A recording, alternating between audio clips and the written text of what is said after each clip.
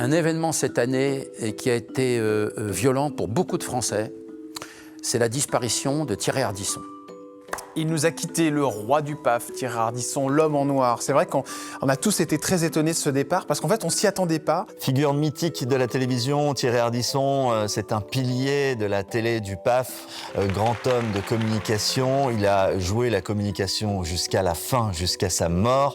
Il avait tout préparé, que ce soit Les Encens, que ce soit une musique des Beatles, du David Bowie, Voilà c'est fini de Jean-Louis Aubert. Voilà, il a voulu marquer les esprits, l'homme en noir, Thierry Ardisson, 76 ans, qui disparaît d'un cancer du foie.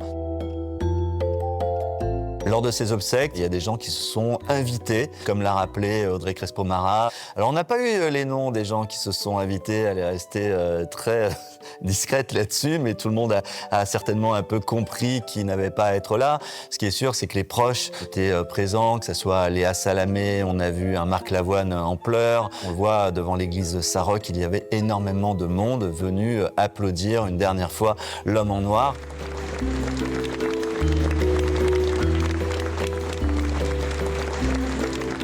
Thierry Ardisson était né le 6 janvier, le jour de la fête des rois, l'Épiphanie. Et officiellement déclaré mort le 14 juillet 2025, son plus grand souhait, c'était de mourir un 14 juillet. Je crois que pour un royaliste, il n'y a pas mieux dans l'histoire.